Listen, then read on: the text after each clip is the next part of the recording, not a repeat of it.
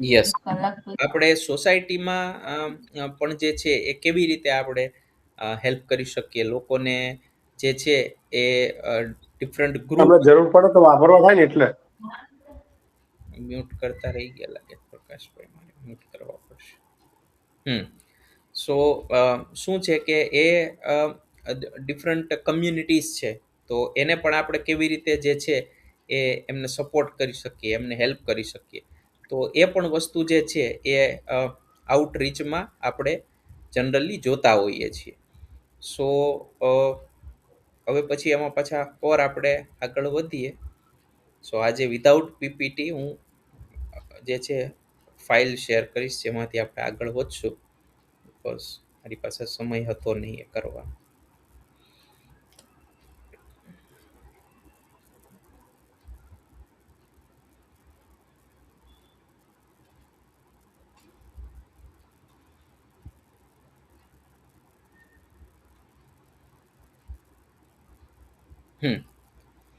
સો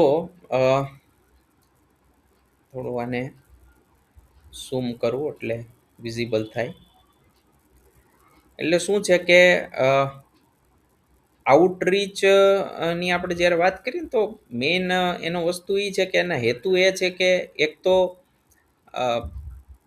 વ્યસનગ્રસ્ત વ્યક્તિઓ હોય, જોખમ ધરાવતા હોય, એની ઓળખ કરી લઈએ. પછી પ્રાથમિક માહિતી માર્ગદર્શન આપી દઈએ. પછી ફેમિલી સાથે જે છે કોન્ટેક્ટ આપણે કરી લઈએ, અને યોગ્ય સમયે જે સારવાર કે પુનર્વસન જે થવું જોઈએ એ માટે આપણે એમને હેલ્પ કરી દઈએ છીએ. તો જાગૃતિ માટે શું છે કે અલગ અલગ પદ્ધતિ જેનો ઉપયોગ થતો હોય છે. તો શું છે તો કે એક તો શાળા અને કોલેજ, એમાં જે છે કાર્યક્રમો કરવામાં આવે, પ્લેસ કરવામાં આવે, કે વર્કશોપ્સ રાખવામાં આવે, જેમાં આપણે આજકાલ જોઈએ છીએ કે પોલીસ ઓફિસર્સ હોય, આઈપીએસ ઓફિસર્સ હોય, એમને બોલાવવામાં આવે, સોશિયલ વર્કર્સને બોલાવવામાં આવે. તો એની એક ઇમ્પેક્ટ આવે સ્ટુડન્ટ્સ ઉપર કે યસ, જે વાત કરે છે એની, બિકોઝ એ ફિલ્ડમાં કામ કરે છે. પછી જે છે એ પ્લેસ કરવામાં આવે, નૃત્ય, લોકગીત. તો આના દ્વારા પણ જે છે એ અવેરનેસ ક્રિએટ કરવામાં આવે. પોસ્ટર, બેનર અને દ્રશ્ય સામગ્રી, જનરલી જે બધા વર્કશોપ્સ થતા હોય કે આ બધા આપણે કોન્ફરન્સીસ થતી હોય છે, તો એમાં આ પોસ્ટર માટેનું એક ઓપ્શન હોય છે કે તમે પોસ્ટર પ્રેઝન્ટેશન કરો. તો that is also one of the part. પછી જ્યારે એ ડે હોય, નેશનલ ડે હોય, ઇન્ટરનેશનલ ડે હોય, ડ્રગ ફ્રી, આવી રીતના ડે અલગ અલગ જ્યારે થતા હોય છે, તો આ બધામાં શું છે કે તમે એ વસ્તુ ત્યાં કહી શકો કે આવી રીતે પોસ્ટર પ્રેઝન્ટ કરો. તો એનાથી શું છે કે લોકોને અવેરનેસ આવે કે યસ, આ ટાઈપનું પણ કામ થતું હોય છે. હવે આગળ આપણે વાત કરીએ તો સંચાર. એટલે સંચાર જે છે એની અસરકારક રીતો. એટલે સંચાર એટલે તમે કમ્યુનિકેશન કેમ કરશો. પેશન્ટ સાથે વાત કરવાની હોય કે એના ફેમિલી મેમ્બર સાથે વાત કરવાની હોય, તો શું તમે કેવી રીતે કરશો. તો પહેલાં તો એ છે કે તમે જ્યારે પણ કોઈ તમારે વાત કોઈની સાથે કરવી હોય ને, તો બહુ પોલાઇટ વેમાં તમારે એમને કમ્યુનિકેટ કરવાનું હોય. ના કે એમને એમ કહો કે નહીં, તમે તો ગુનેગાર છો, આવામાં તમે સપડાયેલા છો, યુ આર એડિક્ટેડ પર્સન. તો આવી બધી ભાષા ન યુઝ કરી શકાય. તમારે ઓલવેઝ જે છે એ કે લેક્ચર તમે દેવા માંડો, તો આ બધી વસ્તુ ન ચાલે. તમારે શું છે કે એમની સાથે તમારે એમના લેવલ ઉપર આવવું પડે. એમને એમ થવું જોઈએ કે યસ, આ લોકો જે છે, જે આપણી સાથે વાત કરવા આવે છે, એ આપણને સમજે છે. સો એક સહાનુભૂતિ તમારે દર્શાવવી પડે.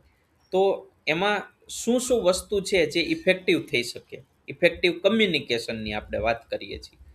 સો એક તો સ્થાનિક ભાષા અને બોલીનો ઉપયોગ, એટલે ત્યાંનું જે લેંગ્વેજ હોય એની ઉપર તમે પ્રેફરન્સ આપો.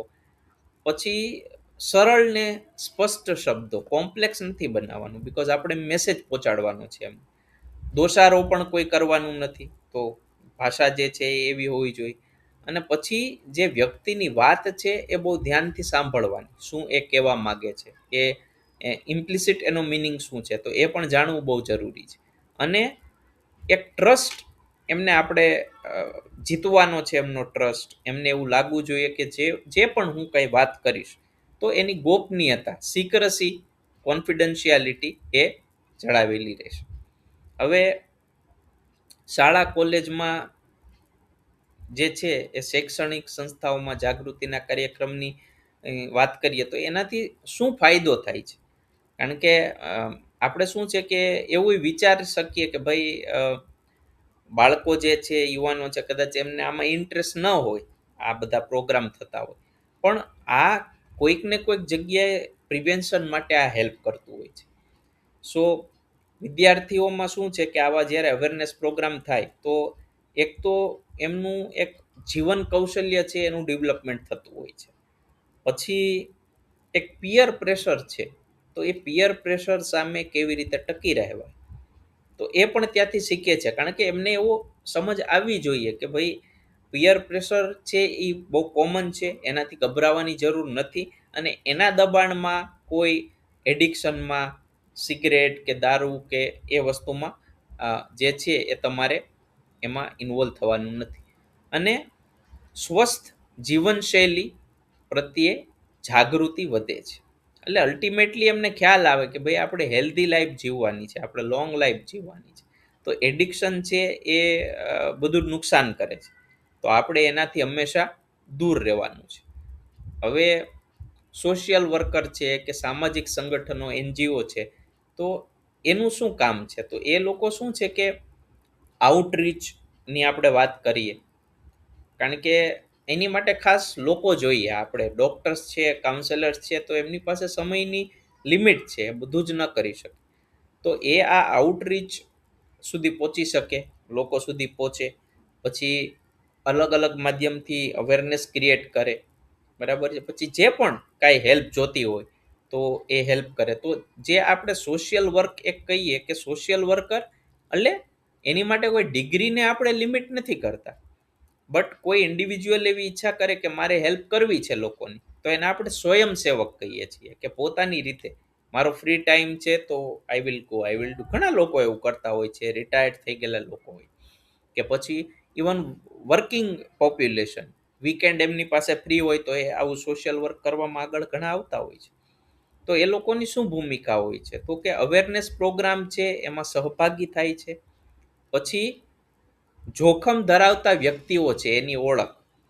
હવે ફોર એક્ઝામ્પલ મેં જે એરિયાઝની વાત કરેલી કે ડ્રાઈવર્સ હોય કે પછી ઝોપડપટ્ટીનો એરિયા હોય, તો દે આર મોર પ્રોન. તો એવા એરિયામાં જઈ અને લોકોની ઓળખ કરે કે ભાઈ આ લોકો છે, સ્ટાર્ટ કરેલું છે કે આમાં છે, તો એમને એ હેલ્પ કરી શકે કે તમે ઇમિજિએટ જે છે આ રિહેબિલિટેશન ઉપર જાઓ કે ડૉક્ટર પાસે જાઓ, એમને મળો, આ અહીંયા ગવર્મેન્ટનું સેન્ટર છે અને તમને હેલ્પ મળશે. અને સાથે સાથે ફેમિલીને પણ ગાઈડ કરે, બિકોઝ એનું માર્ગદર્શન બહુ વધારે જરૂરી છે. અને સારવાર માટે જે છે એ યોગ્ય એમને ગાઈડન્સ આપવું કે કઈ જગ્યાએથી તમને યોગ્ય સારવાર આવશે. ગવર્મેન્ટના કયા કયા સેન્ટર છે, રિહેબિલિટેશન સેન્ટર્સ ક્યાં ક્યાં છે, કે પછી આમાં પ્રોસેસ શું હોય, એવું પણ ઘણા પૂછે. તો એ પણ જે છે એ ગાઈડ કરી શકે છે કે કાઉન્સેલિંગ હોય, ડિટોક્સિફિકેશન હોય, મેડિકેશનનો યુઝ થાય, તો જે મુજબ ઇસ્યુ હોય એ મુજબ ડૉક્ટર હેલ્પ કરતા હોય છે. પછી સ્ટિગ્મા, આપણને ખ્યાલ છે કે સ્ટિગ્મા જે છે એ બહુ આને ખરાબ રીતે જોવાય છે એડિક્શન. તો સ્ટિગ્મા જ્યાં સુધી સોસાયટીમાં રહેશે ત્યાં સુધી જે લોકોની ટ્રીટમેન્ટ થયેલી છે એ મેઇન સ્ટ્રીમમાં પાછા એક્સેપ્ટ થશે નહીં, આવી નહીં શકે. તો એટલા માટે શું છે કે પહેલી વસ્તુ તો એ છે કે એમને જે આ કલંક ઘટાડવાનું છે, આપણે જે સ્ટિગ્મા છે, તો એમાં ડિફરન્ટ પ્રયાસો કરવા પડશે. સોશિયલ વર્કર્સ છે કે પછી કમ્યુનિટી વર્કર્સ છે કે એનજીઓસ છે. તો કેવી રીતે? તો કે પહેલી વસ્તુ એ કે એમને લોકોને એ સમજાવવાનું છે કે આ વ્યસન છે, આ એડિક્શન છે, એ ડિસ્ક્રિમિનેશનનું તમારે વિચારવાનું નથી, because it is a sort of disease. આ એક પ્રકારનો રોગ છે. સો રોગની કોઈને ફીવર થાય, કોઈને કોલ્ડ થાય, તો એની માટે તમે દવા લ્યો તો યુ વિલ બી ઓકે. જો વધારે સિવિયર બીમારી હોય તો might be takes longer period of time, but એ થઈ શકે, સોરી, બટ એ રીતે થઈ શકે છે. તો સેમ વેમાં જે છે એ એડિક્શનમાં પણ એ એક પ્રકારનો રોગ છે. તો જો એની ટ્રીટમેન્ટ થશે, યોગ્ય દવા મળશે, તો વ્યક્તિ again back to normal life થઈ શકે છે. પછી ઘણા લોકોના કેસ સ્ટડીઝ એક્ઝામ્પલ આપી શકો સોસાયટીમાંથી જ, કે ભાઈ આવી રીતે આ વ્યક્તિઓ હતા અને એ લોકો આ ટ્રીટમેન્ટ લીધી, રિહેબિલિટેશન થયું, પછી એ લોકો બેક ટુ નોર્મલ અને અત્યારે જોબ કરે છે, સેટલ છે, થિંગ્સ આર ફાઇન, પૈસા પણ કરે છે. પછી જે લોકલ લીડર્સ હોય, કમ્યુનિટીના લીડર્સ હોય, જ્ઞાતિના લીડર્સ હોય, તો એમને ઓન બોર્ડ આપણે લેવા પડે, એમને પણ સમજાવવું પડે. તો એ લોકો જ્યારે આ પ્રકારનો મેસેજ આપે કે એ લોકો સાથે પણ હોય, તો એનાથી ઇમ્પેક્ટ વધારે આવે એ કમ્યુનિટીમાં, because they trust them. Outsider કરતાં જે લોકલ હોય એમની ઇમ્પેક્ટ બહુ સારી પડે. અને એક એવું વાતાવરણ ઊભું કરવું જોઈએ કે આ વ્યસનની માટે કોઈ પ્રકારની ચર્ચા કરવા માટે લોકો તૈયાર રહી શકે, એવું એક એમને સેફટી ફીલ થવું જોઈએ કે કોઈને કોઈ એવો પ્રશ્ન હોય કે કોઈ હજી એવું સ્ટાર્ટ કરતું હોય કે કોઈ થોડું ઘણું પણ સ્ટાર્ટ કરેલું હોય, તો એ ડિસ્કસ કરી શકે વિધાઉટ એની હેઝિટેશન, અને તો એને હેલ્પ મળી શકે, which is very very important. એટલે એ એક વસ્તુ બહુ જરૂરી છે. હવે આઉટરીચની એક વાત કરીએ અને અવેરનેસની વાત કરીએ, તો બે વસ્તુ જે છે એ અલગ નથી. વર્ડ્સ ભલે અલગ હોય, બટ બંને ગોઝ હેન્ડ ઇન હેન્ડ, એક કોઈનની જ બે બાજુ છે. તો એની માટે શું થાય છે કે બેય એકબીજાના પૂરક હોવાને કારણે એની ઇમ્પેક્ટ વધારે આવે. એટલે શું છે કે આ આઉટરીચની વાત કરીએ તો આપણે ઇન્ડિવિજ્યુઅલ લેવલે હેલ્પ કરવામાં આવે છે, કે ભાઈ ઇન્ડિવિજ્યુઅલ લોકો સુધી પહોંચે અને હેલ્પ કરે, ફેમિલીને હેલ્પ કરે. જ્યારે અવેરનેસની વાત કરો તો અવેરનેસ શું છે કે અવેરનેસ એક એક્સેપ્ટન્સ લાર્જલી સોસાયટીમાં, અને એક સમજવું, તો એ માટે આ વસ્તુ છે. તો આ બંને સાથે મળીને શું છે કે કમ્યુનિટીમાં પોઝિટિવ ચેન્જીસ લાવતા હોય છે, which is very very important. તો આ બેયનું જ્યારે સમન્વય થાય છે, બે જ્યારે સિંકમાં કામ કરે છે, તો એનાથી શું થાય છે કે લોકો સમસ્યાને સ્વીકારવા માંડે છે, કે યસ, એ લોકો એક્સેપ્ટ કરે છે કે આ સમસ્યા છે અને આપણે આ સ્વીકારી અને આમાં કઈ રીતે આપણે આગળ વધી શકીએ, એ થાય છે. સેકન્ડ વસ્તુ, જે લોકોને આમાં જોખમ હોય કે હા, આ વ્યક્તિ પ્રોબેબલી છે એ એડિક્શન તરફ વળે છે કે શરૂઆત કરેલી છે, તો એનું શું છે કે એને તમે ઓળખી શકો, એને ત્યારે જ prevention is better than cure વાળી વાત થતી હોય છે, તો એ થઈ શકે. પછી ઉપચાર અને પુનર્વસન માટે શું છે કે બે હેન્ડ ટુ હેન્ડ જાય, એટલે એમને જો સાથે તમે જોડી દો ને તો ઇફેક્ટ બહુ સારી આવે.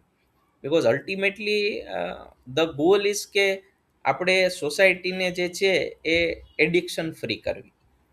તો that is very very important કે એ બેને જો સિંકમાં કરીને કરવામાં આવે તો આપણને રિઝલ્ટ બહુ છે એ સારા અને ઇફેક્ટિવ મળે.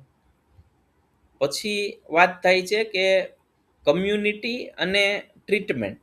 હવે અગેન એ બે પણ સાથે જ જતું હોય છે. એટલે બિકોઝ ટ્રીટમેન્ટ છે ને એ બહુ એક ઇમ્પોર્ટન્ટ પાર્ટ છે જ્યારે આપણે એડિક્શનની વાત કરીએ, કારણ કે એવી કોઈ વસ્તુ નથી કે જ્યારે માણસ એડિક્શનમાં આવી જાય તો ઓટોમેટિક ધીમે ધીમે એ રિકવર કરી જશે કે પછી એમના સેલ્ફ વિલિંગનેસથી એ કરી નાખશે. એ બધું ઇનિશિયલ સ્ટેજે થાય, બટ જ્યારે આપણે કહીએ ને કે વ્યસન શબ્દ આવી જાય, એડિક્શન, એટલે એ લેવલ ઉપર ચાલી ગયેલું છે. એટલે treatment part is very important. Treatment વગર અહીંયા વસ્તુ આ સક્સેસફુલ નહીં થાય. સો એ એક અહીંયા જે છે એ જરૂરી છે. એટલે એની સાથે શું છે કે કમ્યુનિટીને જોડવામાં આવે, તો એને કારણે શું થાય છે કે લોકો એ વસ્તુમાં હેલ્પ કરે, લોકો એમને પોઝિટિવલી મોટિવેટ કરે કે યસ, તમે ટ્રીટમેન્ટ લ્યો અને we are there, we will help you. અને સાથે જ જે આઉટરીચ વર્કર્સ છે કે જે સોશિયલ વર્કર્સ છે, તો એ પણ એમને સપોર્ટ કરે છે. એટલે વ્યક્તિને એવું ન થાય કે હું ફક્ત એકલો જ છું, હું આમાં ફસાઈ ગયેલો છું, કે એના પરિવારને એમ ન થાય કે હવે ક્યાં જશું. કારણ કે કોઈ પણ વ્યક્તિ એડિક્શનમાં જાય એટલે એમ માઇટ બી ફર્સ્ટ કેસ હોય, એવી કોઈ હિસ્ટ્રી હોય તો વાત અલગ છે, પણ એવું નથી હોતું. ફેમિલીની હિસ્ટ્રી નથી હોતી કે બધા ડ્રગ એડિક્ટેડ જ હોય. એટલે તો પછી એમાં ટ્રીટમેન્ટની વાત જ ના. પણ જ્યારે નવો આ કેસ હોય, તો જ્યારે તમે ફેમિલીને સપોર્ટ આપો કે યસ, આવી રીતે તમે આગળ વધી શકો છો, કે તમે આવી રીતે કરી શકો, તો એનાથી શું છે કે ઘણો બધો ફાયદો થઈ જાય. પછી આમાં રેફરલ કેવી રીતે કામ આવે છે, કેવી રીતે કરવાનું હોય છે ટ્રીટમેન્ટ માટે. સો એ એક ઇમ્પોર્ટન્ટ વસ્તુ છે. એટલે શું છે કે રેફરલ જનરલી કોણ કરતું હોય છે, એ તમે મને જણાવો કે આમાં રેફરલ કોણ કરે.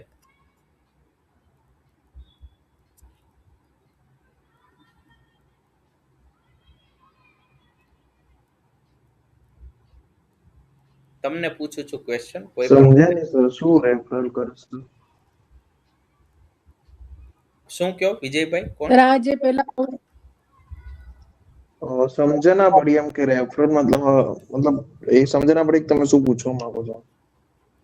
તમારે ટ્રીટમેન્ટ આઉટરીચ કોઈ પેશન્ટને આપવાની હોય, તો એ પેશન્ટ છે તો એને રેફરલ કોણ હા, કરે કે તમે ટ્રીટમેન્ટ લ્યો, આ જગ્યાએ જાઓ. સર, જે આઉટરીચર્સ હોય છે ને, એ લોકોને પ્રમોટ કરે. કરેક્ટ, એ છે સોશિયલ વર્કર છે. એબ્સોલ્યુટલી. કારણ કે આ સોશિયલ વર્કર્સ, MSW. કરેક્ટ, કારણ કે આ શું છે કે સિંક છે ને. મેં પહેલા જ કીધું કે એ લોકો જ્યારે છે ઇનિશિયલી એ જોતા હોય છે કે ક્યાં ક્યાં લોકો પ્રોન છે, કે ક્યાં ક્યાં લોકો ઓલરેડી આમાં સપડાયેલા છે, તો એમને જે છે એ ક્યાં કઈ જગ્યાએ સારવાર લેવાની, તો એમની માટે દે રિફર કરે છે કે તમે અહીંયા જાઓ, બરાબર, આ ટ્રીટમેન્ટ તમે કરો. તો રેફરલ ક્યારે થઈ શકે પોસિબલ? હવે તમે કોઈ વ્યક્તિને તમને લાગે કે આ ડ્રગ એડિક્ટ, અને ઇમિડિયેટ તમે એને જઈને કહી દો કે ચલો તમને હું લઈ જાઉં આ સેન્ટરથી, એવી રીતે ન થઈ શકે ને.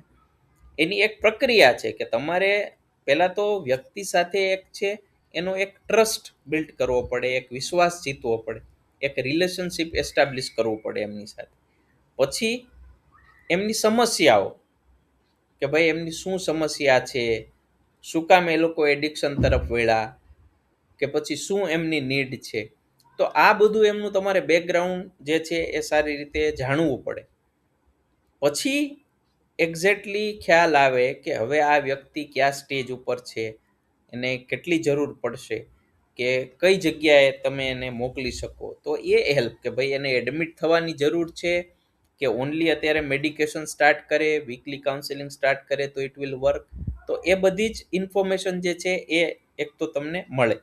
અને પરિવારને તો તમારે એમાં સામેલ કરવાનો જ હોય છે આ પ્રક્રિયામાં. એ તો આપણે ખ્યાલ જ છે, it is by default. Because family જો નહીં સમજે આ વસ્તુને, કારણ કે ફેમિલી પણ ડિસ્ક્રિમિનેશન કરવા માંડતી હોય છે, આ જોયેલું છે એમ.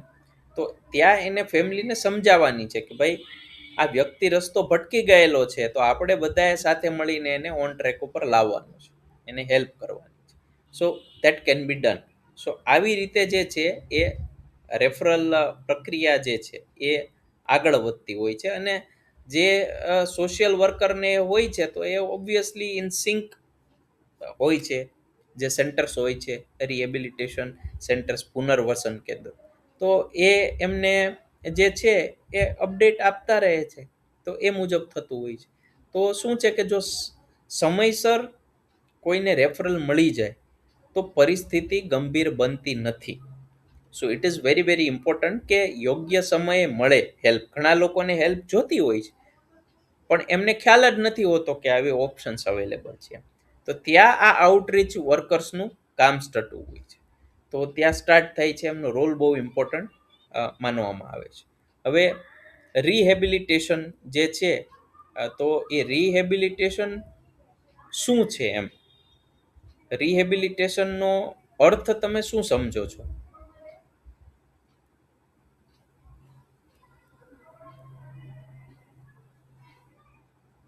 મીન્સ સર એમને પાછી જે જિંદગી જે છોડીને આવ્યો છે એના માટે એને સમજાવવાનું નવે સિરેથી એને એની લાઈફ પોઝિટિવલી સર એને એની પાછી મતલબ જે જૂની લાઈફ જીવી રહ્યો હતો એ લાઈફમાં પાછો મોકલવાનો, મતલબ એક રીતે કહીએ તો. Right, correct. બીજા કોઈને? એટલે એની જે પહેલા હેબિટ હતી તેમાં જ પાછો એની હેબિટ થઈ જાય, એટલે આ જે અત્યારની જે નવી હેબિટ છે તે છૂટી જાય, એટલે રીહેબ. અને એક રીતે સર જે એની નેગેટિવ મતલબ જે એની નેગેટિવ આદતો હતી એ બધી રિહેબમાં રહીને એ છોડી દે અને બહાર જઈને એની સારી લાઈફ ચાલુ કરી શકે એમ. બરાબર, કરેક્ટ. સો બેઝિકલી સાચું કીધું. એની કયો પ્રકાશભાઈ? એની જે સારી એનો જેમ ગુનાના ઇતિહાસની જેમ આપણે જયારે વ્યસનનો ઇતિહાસ જોવા બેસીશું ને તો એની અંદર રહેલી પણ કેટલીક પોઝિટિવિટી જે છે ને એ તમારા ધ્યાન ઉપર આવશે. એના ભૂતકાળની જે સારી ટેવો હશે ને ધ્યાનમાં આવશે. રાઈટ. એ હેબિટોને આપણે પુનર્વસન કરવાનું છે, ફરી સ્થાપિત કરવાની. કરેક્ટ. અને એ વધુ સારું જીવન પસાર કરી શકે એના માટે એને તત્પર કરવા. કરેક્ટ. એટલે આમાં સાચું કીધું, બધા લોકોએ એકદમ કરેક્ટ આન્સર આપ્યો. સો બેઝિકલી શું છે કે રિહેબિલિટેશન એટલે ફક્ત એનો એ મતલબ નથી કે એ દવા છોડી દે, બીકોઝ એટલે ડ્રગ્સ, દવા મીન્સ કે આપણે ફક્ત ડ્રગ્સ એને વ્યક્તિએ છોડી દીધું, હવે પૂરું થઈ ગયું, that is not over. But એ વ્યક્તિને અગેન જે છે એને ફરીથી આપણે કહીએ તો એને એક રિસ્પોન્સિબલ ઇન્ડિવિજ્યુઅલ પહેલાં તો બનાવવાનો છે, હેલ્ધી ઇન્ડિવિજ્યુઅલ બનાવવાનો છે, અને એ પાછું સેલ્ફ ડિપેન્ડન્ટ લાઈફ જીવી શકે એ માટે એને કેપેબલ બનાવવાનો છે. એટલા માટે જ પ્રોગ્રામ પણ સ્કિલ ડેવલપમેન્ટના છે, બીકોઝ તમે ફક્ત ટ્રીટમેન્ટ કોઈ વ્યક્તિને કરી દો બટ એમને ફ્યુચર તો દેખાવું જોઈએ, એમને હોપ તો દેખાવી જ જોઈએ કે હોપ શું છે, ફ્યુચર કેવી રીતે આમાં આગળ છે અમારું. તો એમને જ્યારે એ સપોર્ટ દેખાય ત્યારે જ એ વસ્તુ પોસિબલી થઈ શકે. સો આ શું છે કે જ્યારે આપણે રિહેબિલિટેશનની વાત કરીએ તો એ પ્રોસેસ બહુ લાંબી છે અને કોન્ટિન્યુઅસ છે. ઇટ ઇઝ નોટ સમથિંગ કે બહુ શોર્ટ પીરિયડમાં પૂરું થઈ જાય, 6 સેશન લઈ લીધા એટલે ઓવર થઈ ગયું, એવું નથી. બીકોઝ આમાં ઘણા બધા અપ્સ એન્ડ ડાઉન્સ, આમાં ઘણા બધા એવા ફેઝિસ આવે. તો એમાં ફિઝિયોલોજિકલ, પછી સાયકોલોજીકલ, સોશિયલ, ફાઇનાન્શિયલ, તો આ બધા જ પાસાઓ જે છે એનો સમાવેશ થાય છે. કારણ કે વ્યક્તિ જ્યાં સુધી કમ્પ્લીટ રિકવર નહીં થાય ત્યાં સુધી તો એ કામ નથી કરી શકવાનું ને, ત્યાં સુધી તો એ કોઈ જોબમાં નથી જઈ શકવાનું. એટલે ભલે ગવર્મેન્ટ રિહેબિલિટેશનમાં ટ્રીટમેન્ટ ચાલુ હોય, બટ જે કાંઈ નોર્મલ રૂટીનના એક્સપેન્સીસ હોય, લાઈફ જીવવાનું હોય, એ તો બર્ડન હોય જ ને. તો ફેમિલી છે તો એની માટે જો એ ઇન્ડિવિજ્યુઅલ સોલ બ્રેડ અર્નર હોય તો પછી ફેમિલી માટે બહુ ચેલેન્જીસ થતા હોય કે કેવી રીતે સર્વાઈવ કરવું. એવા ઘણા બધા કેસીસ હોતા હોય છે. અને જનરલી લોકો જે આ લેબર ક્લાસ હોય કે એમાં શું હોય કે એ બધા પૈસા કમાઈને કાંક તો એ જો મેટ્રો સિટીમાં રહેતા હોય તો તે વિલેજમાં પૈસા મોકલતા હોય, તો ફેમિલી ટોટલી એની ઉપર ડિપેન્ડન્ટ હોય. હવે જો આવો વ્યક્તિ જો એડિક્શનમાં સપડાઈ જાય તો પછી તો ફાઇનાન્શિયલનું તો ક્યાં કરવાનું? ટ્રીટમેન્ટ તો ચાલો કવર થઈ જાય ગવર્મેન્ટ, પણ પછી ફેમિલીને જ જ્યારે પૈસા નહીં મોકલે તો બાળકોનું એજ્યુકેશન છે, એમનું ફૂડ છે, તો સર્વાઈવલ બહુ ચેલેન્જ થઈ જશે. એટલા માટે આ વસ્તુ જે છે એ એક લાંબી પ્રોસેસ છે, પેશન્સ માગી લે એવી પ્રોસેસ છે, અને સતત ફોલો અપ કરતું રહેવું પડે. એટલે શું છે કે મેઇન આપણે રિહેબિલિટેશનની વાત કરીએ તો એમાં શું વસ્તુ આવે તો કે એક તો નિયમિત જીવનશૈલી વિકસાવવી, એમનું રૂટીન એક સારું એક બની જાય, પ્રોડક્ટિવ બની જાય. પછી આત્મવિશ્વાસ અને આત્મસન્માન પુનઃસ્થાપિત કરો, સેલ્ફ કોન્ફિડન્સ એમનો પાછો આવી જવો જોઈએ, સેલ્ફ રિસ્પેક્ટ એમનું આવવું જોઈએ. એ માટે એટલે આ બધું શું છે કે કાઉન્સેલિંગ એમને હેલ્પ કરે. પછી કુટુંબ અને સમાજ સાથેના સંબંધો સુધારવા, કારણ કે ફેમિલીનું પણ તમે જ્યારે કાઉન્સેલિંગ કરો તો એમને પણ ખ્યાલ આવે કે યસ આપણે એક એક્સેપ્ટ કરવાનો છે, આ એક ફેઝ હતો અને સોસાયટીમાં અવેરનેસ ક્રિએટ થાય તો સોસાયટી પણ એની સાથે ડિસ્ક્રિમિનેશન ન કરે. એ માટે લોકો જે હોય એને પહોંચીને આપણે અવેરનેસ ક્રિએટ કરવાની છે. અને રોજગાર અને કુશળતા વિકાસ, એટલે મેં જે કીધું સ્કિલ ડેવલપમેન્ટના ગવર્મેન્ટના જે પ્રોગ્રામ છે એ બધા જે છે એ આમાં એમને હેલ્પ કરતા હોય છે. હવે પરિવાર, ફેમિલીનું આમાં શું રોલ છે? ફેમિલીનો પણ બહુ સારો એવો રોલ છે. કારણ કે કોઈ પણ વ્યક્તિ જે છે એ ટ્રીટમેન્ટ લેતું હોય અને જો ફેમિલીનો સપોર્ટ ન હોય તો એ સૌથી મોટું ખલે છે. બિકોઝ ફેમિલી સૌથી મોટી સપોર્ટ સિસ્ટમ હોય છે. ફ્રેન્ડ્સ અને બીજા બધા એ એટલું બધું નથી હોતું. સો ફેમિલી સાથે જોડાણ બહુ જરૂરી છે. તો અહીંયા શું છે કે ફેમિલી જો સપોર્ટમાં સાથે ઊભા હોય તો શું છે કે બહુ આસાન કામ થઈ જાય. બિકોઝ એક તો વ્યક્તિ ઓલરેડી સાયકોલોજીકલી તકલીફમાં છે, ઓલરેડી એ એડિક્શનમાં આવી ગયેલો છે અને એની પાસે કાંઈ છે નહીં, બધું જ ખોવાઈ ગયું છે. જે પણ હતું, જોબ છે કે એની પ્રેસ્ટીજ છે કે જે પણ કંઈ હતું, ફાઇનાન્શિયલ કન્ડિશન જે છે એ પણ બેટર નથી. અને સાથે હવે ફેમિલીનો પણ એક ઇમોશનલ સપોર્ટ નથી. સો ઇમોશનલ સપોર્ટ બહુ ઇમ્પોર્ટન્ટ છે. એ હોય તો શું છે કે જે એક ઇમ્પ્રુવમેન્ટ થવું જોઈએ એ બહુ ફાસ્ટ થાય. સો એ સૌથી મોટું જરૂરી છે કે જે એક ઇમોશનલ સપોર્ટ મળે કે યસ અમે તારી સાથે છીએ, ડોન્ટ વરી, આપણે આ ઓવરકમ કરશું, અમે બધા જ જે કાંઈ સપોર્ટ હશે વિલ ડુ ઇટ. સો એ એમને બહુ પોઝિટિવલી હેલ્પ કરતું હોય છે. સો એની માટે શું જરૂરી છે કે ઇનિશિયલી જ્યારે ટ્રીટમેન્ટ પેશન્ટની સ્ટાર્ટ થતી હોય ત્યારે ફેમિલી માટે પણ તમારે પહેલાં આ કામ કરવું પડે. બિકોઝ બે વસ્તુ હેન્ડ ઇન હેન્ડ જાય. ફેમિલીનું પણ કાઉન્સેલિંગ સાથે કરવું પડે. તમે એવું ન વિચારી શકો કે ફક્ત પહેલાં આપણે આ એડિક્ટેડ પેશન્ટનું સ્ટાર્ટ કરીએ અને ફેમિલીનું પછી જોશું થોડા સમય પછી. કારણ કે અહીંયા તમે ટ્રીટમેન્ટ સ્ટાર્ટ કરો છો અને જે 2-3-4 વસ્તુ એવી ખરાબ ફેમિલી મેમ્બર્સ એને નેગેટિવલી બોલી દે કે વ્યક્તિ ડિમોટિવેટ થાય. એને થાય કે હવે આ મારે શું કામ કરવું જોઈએ, મારે ટ્રીટમેન્ટ લેવી જ નથી, આનો કોઈ ફાયદો જ નથી એમ. સો ફેમિલીને જ્યારે સાથે તમે એને અવેરનેસ માટે એમને જે કાઉન્સેલિંગ કરતો શું થાય કે પહેલાં તો ફેમિલીને તમારે એમને યોગ્ય માહિતી આપવી પડે કે તમારે ડરવાનું નથી. જેમ મેં કીધું કે ધીસ ઇઝ અ ડિસઓર્ડર, એક ડિઝીઝ છે જેની ટ્રીટમેન્ટ થઈ શકે. તો પહેલાં તો એમના માઇન્ડમાં એક આવી જાય કે જનરલ એવું પરસેપ્શન હોય કે આ સરખું જ ન થાય, આવું થઈ શકે. એ લોકોએ ટીવીમાં જોયેલું હોય, ક્યાંક સાંભળેલું જોયેલું, લોકોની વાત સાંભળી. તો પહેલાં એમનું મિથ દૂર કરવાનું છે કે સમય લાગશે પણ થશે જરૂર. એટલે રિયાલિસ્ટિક પણ. નહીતર શું છે કે કાલ સવારે તમારું એ ગળું પકડે કે અરે 1 મહિનો થઈ ગયો કેમ નથી થતું, તમે તો કીધું હતું કે સુધારો આવી જાય એમ. એટલે એઝ અ કાઉન્સેલર તમારા શબ્દોનો જે ઉપયોગ કરવો ને એ બહુ ઇમ્પોર્ટન્ટ થઈ જાય છે. કારણ કે શું છે કે વ્યક્તિ અમુક શબ્દો પકડી લે, ફેમિલી મેમ્બર્સ અમુક શબ્દો પકડી લે, એની ઉપર જ ફોકસ કરે.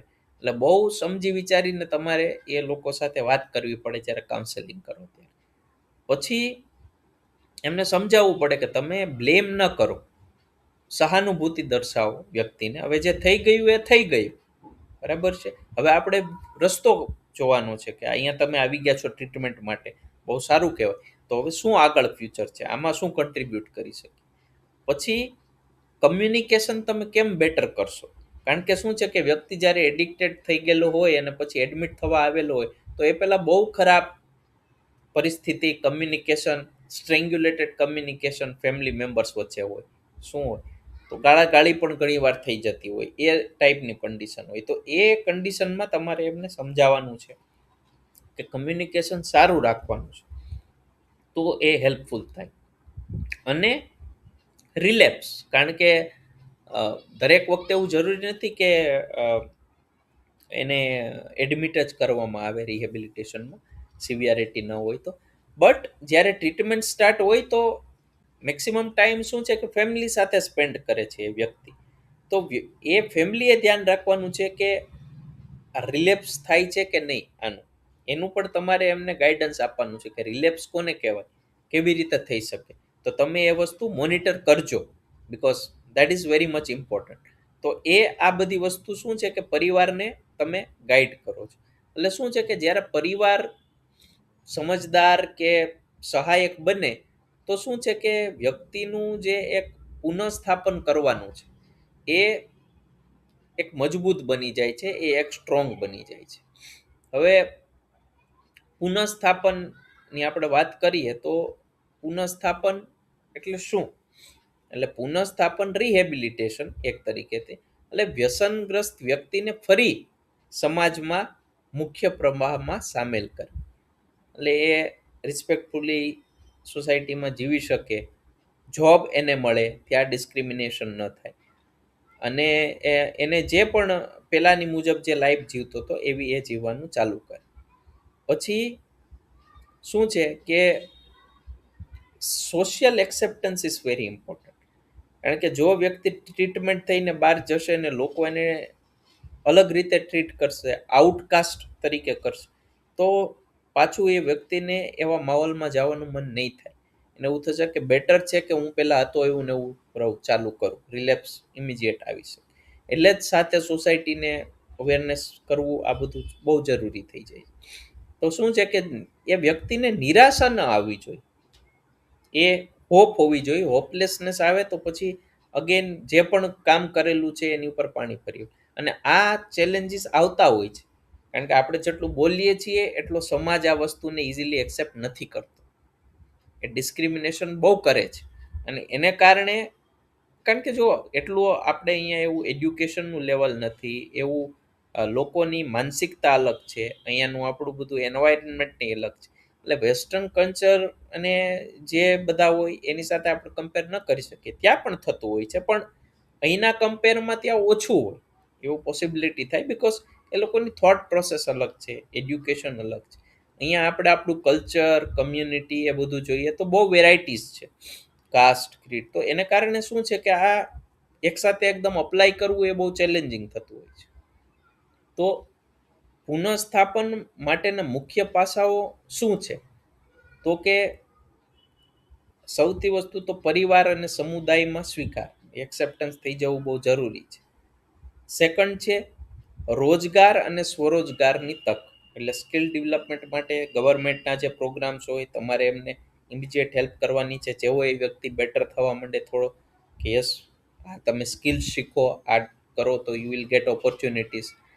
સામાજિક સંબંધોનું પુનઃનિર્માણ, ફ્રેન્ડ્સ છે કે લોકો જાણતા હતા તો અગેન શું છે કે એ લોકો એમની સાથે પાછી દોસ્તી કરે, એમને મળે, વાતચીત કરે, નેબર્સ વાતચીત કરે સોસાયટીમાં. અને આત્મગૌરવની પુનઃપ્રાપ્તિ, એટલે સેલ્ફ રિસ્પેક્ટ, એમ કે સેલ્ફ રિસ્પેક્ટ એ વ્યક્તિને પાછું મેળવવાનું છે. કારણ કે જો સેલ્ફ રિસ્પેક્ટ નહીં હોય તો નથિંગ વિલ વર્ક. આ એવી વસ્તુ છે. તો શું છે કે સમુદાય, કમ્યુનિટી જો વ્યક્તિને, આ કોટ છે કે સમુદાય જો વ્યક્તિને ભૂતપૂર્વ વ્યસની તરીકે નહીં પરંતુ સુધારાની પ્રક્રિયામાં રહેલા માનવી તરીકે સ્વીકારે તો પુનઃસ્થાપન વધુ અસરકારક બને છે. એ ખાલી થોટ પ્રોસેસ બદલવાની છે. એ લેબલ, એક સ્ટિગ્મા, એક ટેગ નથી દઈ દેવાનો. એ જો ટેગ દઈ દે તો શું છે કે પછી એ ટેગ સાથે વ્યક્તિને લાઈફ ટાઈમ જીવવું પડે છે અને બહુ અઘરું થઈ જાય છે. તો એ એક ફેઝ હતો અને વ્યક્તિને ઓપોર્ચ્યુનિટી મળી તો એને પાછું અગેન રિકવર કર્યું, તો this is a good thing. તો શું છે કે હવે વ્યક્તિ જે છે એ પાછો બેટર થાય છે, તો આપણે એને એક્સેપ્ટ કરો, આપણે એને હેલ્પ કરો. આપણે એને સારું ન કહી શકો તો એટલીસ્ટ તમે ખરાબ કે એનું લેબલિંગ ન કરો. એટલી તો જે છે એ સોસાયટીની રિસ્પોન્સિબિલિટી હોય છે. તો that is what it is. તો આજે આપણે અહીંયા પૂરું કરશું, કારણ કે મારે થોડું કામ પણ છે. સો કોઈ ક્વેશ્ચન્સ હોય તો મને તમે જણાવી શકો. અત્યાર સુધી આપણે ચર્ચા કરી એ બાબતે.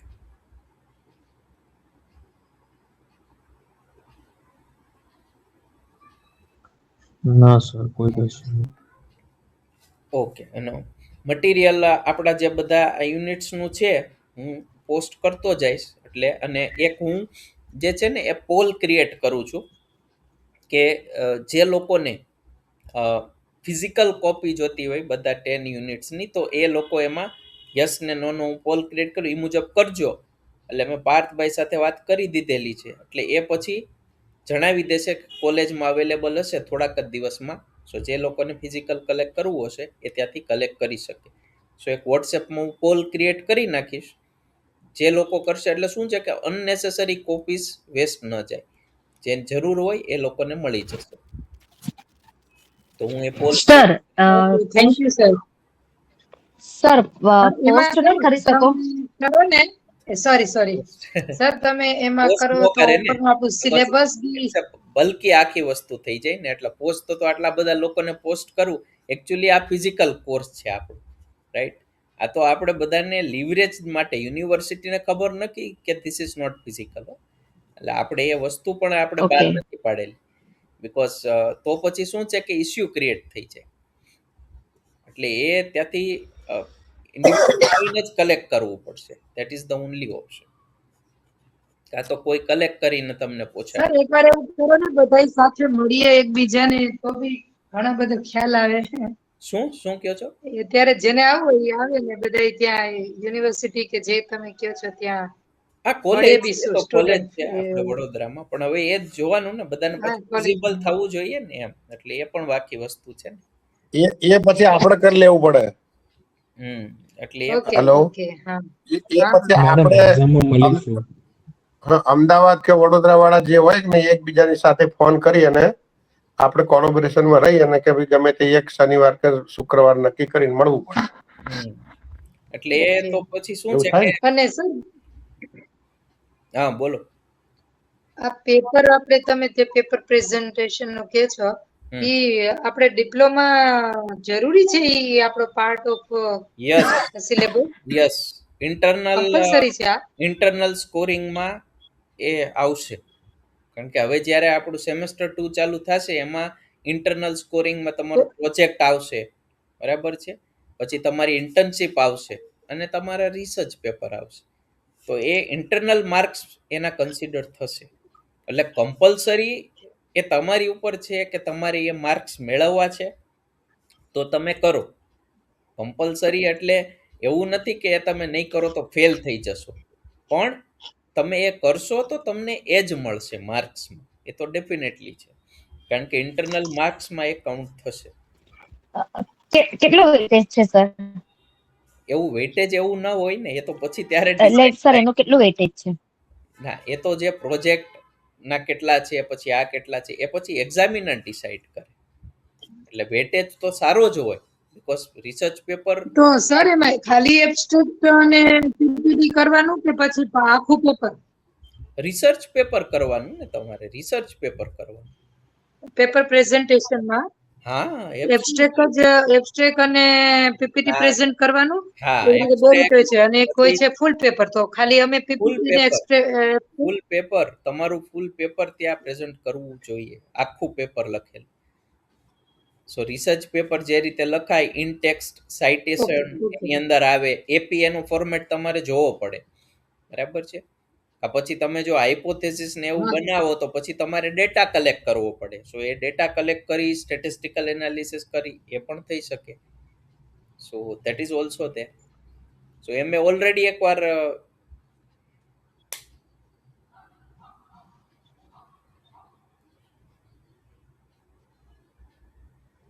તો સર અમને ક્યારેક તમે થોડા ટોપિક ઉપર સમજાવજો ને, આમાં કયા કયા ટોપિક સાયકોલોજી ના રિલેટેડ હશે એ. મેં ઓલરેડી ચર્ચા કરેલી, તમે જોજો ને, એક વિડીયો છે ઓલરેડી રિસર્ચ પેપર બાબતે. મેં ઓલરેડી ચર્ચા કરેલી છે આપણા ક્લાસમાં. સો એ લાસ્ટ મંથ તમે એક વિડીયોમાં જોજો, મેં એને માટે 20-25 મિનિટ આપેલા છે કે શું હોવું જોઈએ, કેમ કરવું જોઈએ, કેવી રીતે હોય છે. કારણ કે હવે આપણી પાસે સમય નથી. હવે આપણે યુનિટ કમ્પ્લીટ કરવા પડે એમ છે 20 થી 22 તારીખ સુધી. સો એ માટે આપણી પાસે સમય નથી, પણ જ્યારે એક્ઝામ પૂરી થઈ જાય એ પછી આપણે એકવાર કરી શકીએ જરૂર, બરાબર? એટલે એ ફર્સ્ટ સેમેસ્ટર આપણું કમ્પ્લીટ થઈ જાય પછી સેકન્ડમાં આપણે ચર્ચા કરી શકીએ, એવો ઓપ્શન છે. બાકી મેં ઓલરેડી ચર્ચા કરેલી છે, એટલે એ તમે લેક્ચર જોઈ અને તમે રિફર કરી શકો કે કેવી રીતે હોય, શું નહીં. ઇન્ટરનેટ ઉપર સર પછી આ સેકન્ડ સેમેસ્ટર એમાં ઇન્ટર્નશિપ તમારી ચાલુ થઈ જશે. સર પછી આ સેકન્ડ સેમેસ્ટર હોવા પછી હા એ તો ખ્યાલ છે પણ એ પણ પછી 6 મહિના મળશે પૂરા કે પછી એ પણ આવી રીતે શોર્ટ ટાઈમમાં પૂરું થઈ જશે? તો એ તો મળે જ ને. 6 મહિના તમારે અવર્સ કરવાના છે એટલે 2 મહિના સુધી હોય મોસ્ટ પ્રોબેબલી. એટલે એ તો જે સમય જે છે યુનિવર્સિટીનો એ મુજબ જ હશે.